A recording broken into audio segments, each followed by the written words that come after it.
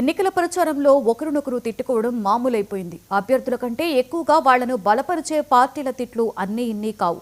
కానీ ఇప్పుడు రాష్ట్రపతి, ఉపరాష్ట్రపతి ఎన్నికలలో కూడా వ్యక్తిగత విమర్శలకు దిగడం అందరినీ ఆశ్చర్యపరుస్తోంది. ఉపరాష్ట్రపతి ఎన్నికలలో పోటీ చేస్తున్న ఒక సుప్రీంకోర్టు మాజీ న్యాయమూర్తిని వ్యక్తిగతంగా విమర్శించిన తీరు, అదే అభ్యర్థి ఇచ్చిన మరో తీర్పు ఆధారంగా ఓటు వేయాలని పిలుపునివ్వడం చూస్తూ ఉన్నాం. గౌరవప్రదమైన స్థానానికి జరిగే పోటీలో ఇంత దిగజారుడు ప్రచారమా?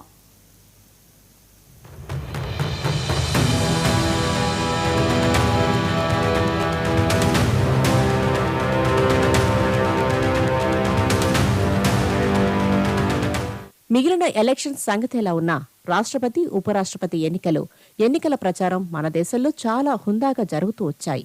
అభ్యర్థులు అన్ని రాష్ట్రాలు తిరిగి సమావేశాలు పెట్టి ఓట్లు అభ్యర్థించడం దాకా ఎక్కడా ఎలాంటి హడావుడి జరిగేది కాదు.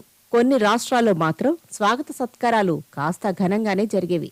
1996 రాష్ట్రపతి ఎన్నికలు మొదటిసారిగా ఒక సంచలనానికి దారితీశాయి. కాంగ్రెస్ పార్టీ నీలం సంజీవ్ రెడ్డిని అభ్యర్థిగా బరిలో దింపింది. అయితే అప్పటి ప్రధాని ఇందిరాగాంధీ మాత్రం పార్టీ విధానానికి భిన్నంగా వివి గిరిని స్వతంత్ర అభ్యర్థిగా బరిలో దించారు. ఆత్మ ప్రబోధానుసారం ఓటేయమని పిలుపునిచ్చారు. అప్పట్లో ఈ నినాదం చాలా ఆకర్షణీయంగా తయారైంది. మొత్తానికి చాలా కొద్ది తేడాతోనైనా వివి గిరి గెలిచారు. కాంగ్రెస్ అధికార అభ్యర్థి నీలం సంజీవ్ రెడ్డి ఓడిపోయారు. ఆ ఎలక్షన్స్ లో ఇందిరాగాంధీ వర్గం నీలం సంజీవ్ రెడ్డిని ఫ్యాక్షనిస్టుగా అభివర్ణించింది. ఒక రాష్ట్రపతి అభ్యర్థిని ఇలా దిగజార్చి ప్రచారం చేయటం ఆ రోజుల్లో తీవ్ర కలకలం రేపింది.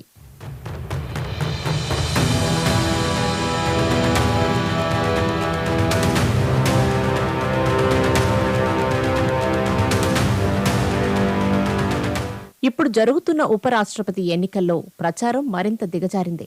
ప్రతిపక్ష ఇండియా కూటమి అభ్యర్థిగా బరిలో దిగిన జస్టిస్ బి సుదర్శన్ రెడ్డి మీద కేంద్ర హోంమంత్రి అమిత్ షా చేసిన విమర్శలు ఆ దిగజారుడుతనానికి నిదర్శనంగా నిలుస్తున్నాయి. సల్వాజుడం మీద ఇచ్చిన తీర్పును ప్రస్తావిస్తూ ఉపరాష్ట్రపతి అభ్యర్థి జస్టిస్ సుదర్శన్ రెడ్డి మీద చేసిన వ్యాఖ్యలు కలకలం రేపాయి. అయితే అది తన వ్యక్తిగత తీర్పుగా భావించి విమర్శించడం తగదని, అది సుప్రీంకోర్టు తీర్పు మాత్రమేనని జస్టిస్ సుదర్శన్ రెడ్డి వ్యాఖ్యానించారు. ఆ తీర్పు మొత్తం చదివి ఉంటే అమిత్ షా అలాంటి మాటలు మాట్లాడి ఉండేవారు కాదని కూడా అన్నారు.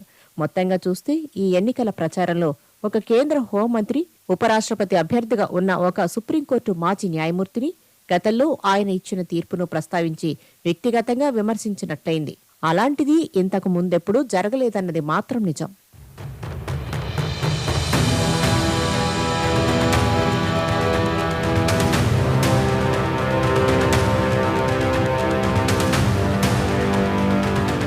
ఒక మాజీ న్యాయమూర్తి మీద కాకపోయినా అభ్యర్థి మీద వ్యక్తిగత విమర్శలు చేయడం బీజేపీకి కొత్త కాదు.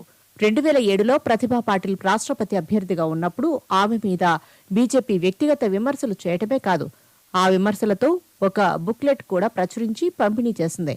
అయితే ఆమె న్యాయ వ్యవస్థలో భాగస్వామి కాదు కాబట్టి వ్యక్తిగత విమర్శలను అంతగా ఎవరూ పట్టించుకోలేదు. అదలా ఉంటే కాంగ్రెస్ కూడా తానేమీ తక్కువ తినలేదన్నట్టు వ్యవహరిస్తోంది.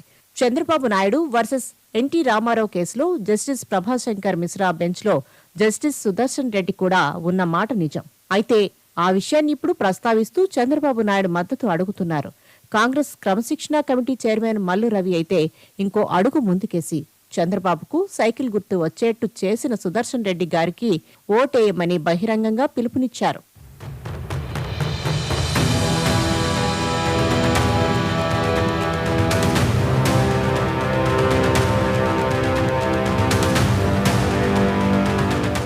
రాజకీయ విమర్శల సంగతి ఎలా ఉన్నా న్యాయ వ్యవస్థ మీద మాట్లాడటానికి, న్యాయమూర్తులను వ్యక్తిగతంగా విమర్శించడానికి ఉన్న తేడాను గుర్తించాలి. ఎన్డీఏలో న్యాయశాఖ మంత్రిగా ఉన్న కిరణ్ రిజిజు సుప్రీంకోర్టు కలీజియం విధానాన్ని విమర్శించినా అది వ్యవస్థాగత విమర్శే తప్ప వ్యక్తిగత విమర్శ కాదు.